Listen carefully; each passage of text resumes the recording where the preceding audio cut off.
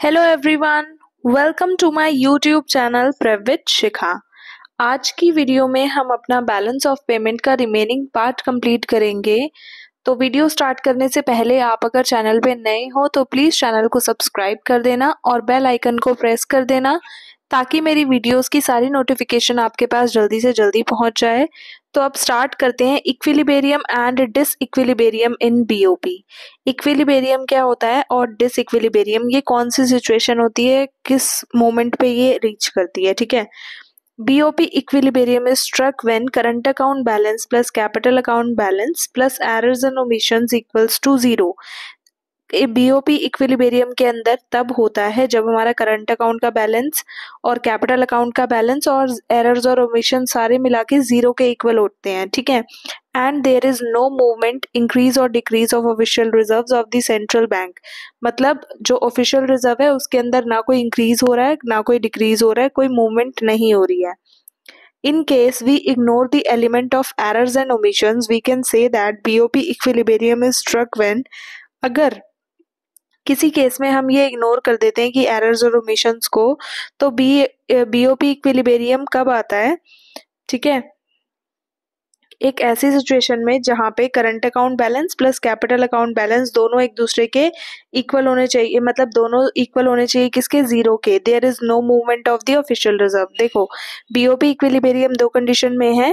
पहला है जिसमें हम एरर्स और ओमिशंस को भी ऐड करते हैं करंट अकाउंट बैलेंस के और कैपिटल अकाउंट बैलेंस के, और ये तीनों ही 0 के इक्वल होने चाहिए तब। और दूसरा, अगर हम एरर्स और ओमिशंस को हटा दें तो भी उन दोनों का बैलेंस किसके इक्वल होना चाहिए? 0 के इक्वल होना चाहिए। और ऑफिशियल रिजर्व में आपकी कोई भी मूवमेंट नहीं होनी चाहिए, ना ही इंक्रीज और ना ही decrease. Or we can say that BOP in a state of equilibrium when any negative balance is the current account is equally counterbalanced by a positive balance in the capital account and there is no change in official reserve of the central bank। देखो क्या बोला गया है, BOP equilibrium में तब होता है जब करंट अकाउंट का नेगेटिव बैलेंस किसके इक्वल हो जाए? पॉजिटिव बैलेंस के इक्वल हो जाए। कैपिटल अकाउंट का नेगेटिव पॉजिटिव क्रॉस हो जाए, आपस में काउंटर हो जाए, और ऑफिशियल रिजर्व के अंदर कोई भी चेंज ना हो। ठीक है, सेंट्रल बैंक के ऑफिशियल रिजर्व के अंदर कोई भी चेंज ना हो, उसको भी हम BOP इक्विलिब्रियम की स्टेट एक बोल सकते हैं। Thus, in a state of BOP equilibrium, inward flow of foreign exchange is exactly equal to the outward flow of foreign exchange and there is no change in official reserve with the central bank of the country। देखो, एक equilibrium की एक ये भी state है जहाँ पे हमारा फॉरेन एक्सचेंज का इनवर्ड फ्लो, मतलब जितना आ रहा है वो इक्वल होना चाहिए किसके? फॉरेन एक्सचेंज जितना जा रहा है, और हमारे सेंट्रल बैंक के ऑफिशियल रिजर्व अकाउंट के अंदर कोई भी चेंज नहीं आ रहा। हम इस तरीके से भी इसको लिख सकते हैं। ठीक है, एक ये भी है state. A disequilibrium in BOP occurs when the sum total of current account balance and capital account balance is not 0। जब करंट अकाउंट का बैलेंस और कैपिटल अकाउंट का बैलेंस दोनों ही मिलाकर 0 के बराबर नहीं आते हैं, तब हमारा BOP डिसइक्विलिब्रियम हो जाता है, मतलब इक्विलिब्रियम नहीं होता। Instead it is either some positive number और सम नेगेटिव नंबर, या ये भी है कि कोई पॉजिटिव नंबर हो या कोई नेगेटिव नंबर हो, 0 के इक्वल ना हो वो।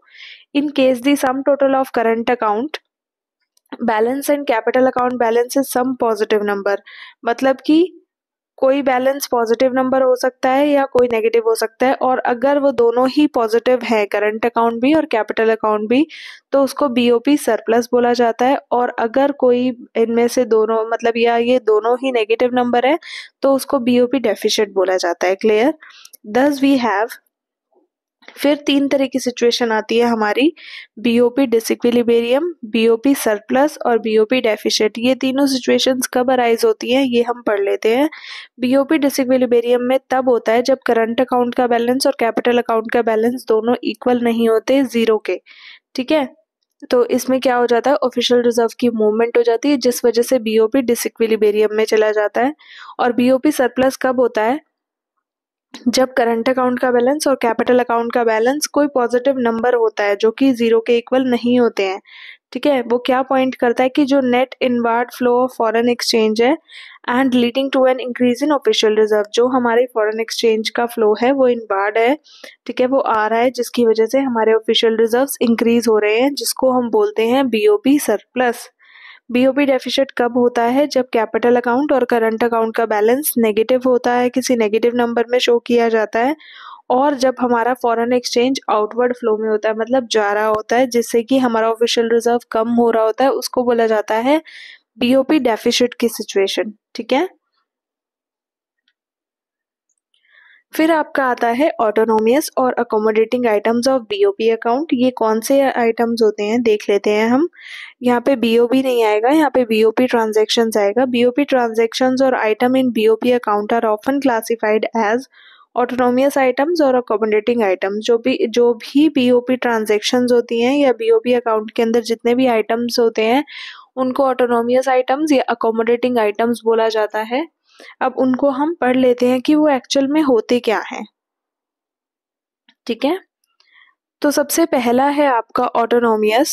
ऑटोनोमियस आइटम्स कौन से होते हैं? Autonomous items refers to such BOP transactions which are undertaken for consideration of profit.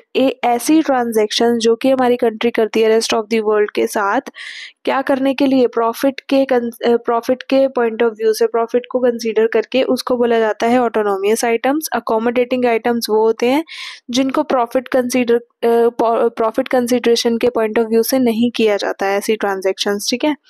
फिर आता है ऑटोनोमियस आइटम्स में involve the movement of goods across the border, ठीक है। इसके अंदर एक्सपोर्ट और इम्पोर्ट होता है कंज्यूमर और कैपिटल गुड्स का, ये बॉर्डर्स क्रॉस करते हैं, ठीक है। इसके अंदर ऑटोनोमियस आइटम्स के अंदर मूवमेंट होती है गुड्स की बॉर्डर्स के अक्रॉस, बट लेकिन अकोमोडेटिंग आइटम्स के अंदर मूवमेंट नहीं होती है गुड्स की बॉर्डर के अक्रॉस, और ये सिर्फ मूवमेंट होती है official reserves with the RBI. ये किसकी मूवमेंट होती है इसके अंदर? सिर्फ जो कि आरबीआई के ऑफिशियल रिजर्व्स होते हैं, सिर्फ उन्हीं की मूवमेंट होती है, ठीक है।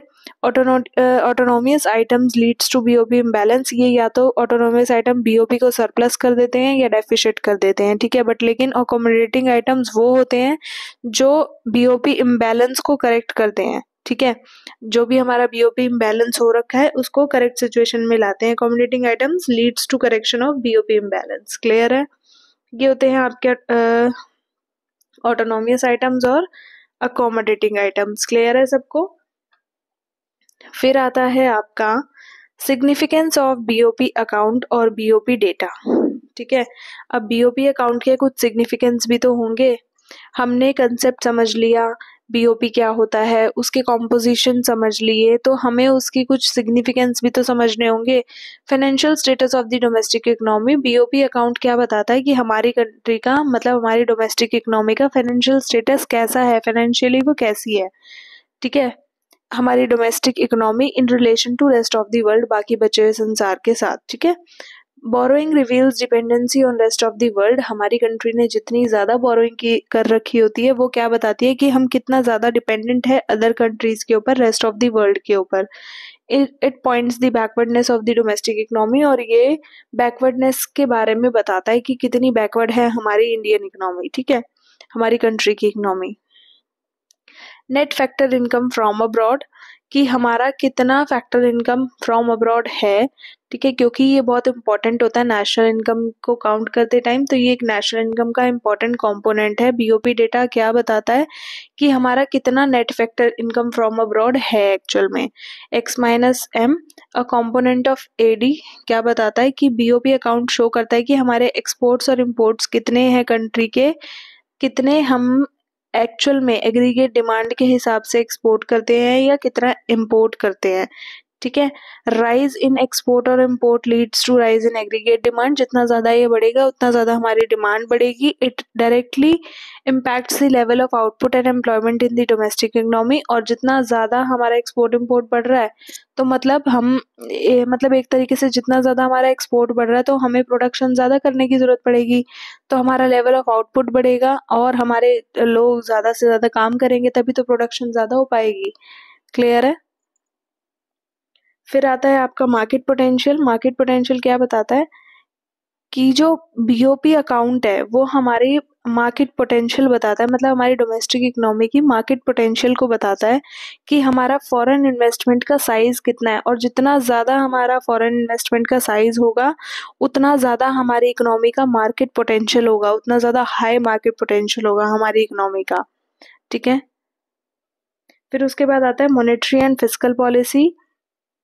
बीओपी की परफॉर्मेंस कंट्री को इम्पैक्ट करती है उसकी मॉनेटरी और फिस्कल पॉलिसीज पे, मतलब जितना ज़्यादा बीओपी परफॉर्म करेगा बेटर, उतना ज़्यादा उसकी मॉनेटरी और फिस्कल पॉलिसीज बेटर होंगी।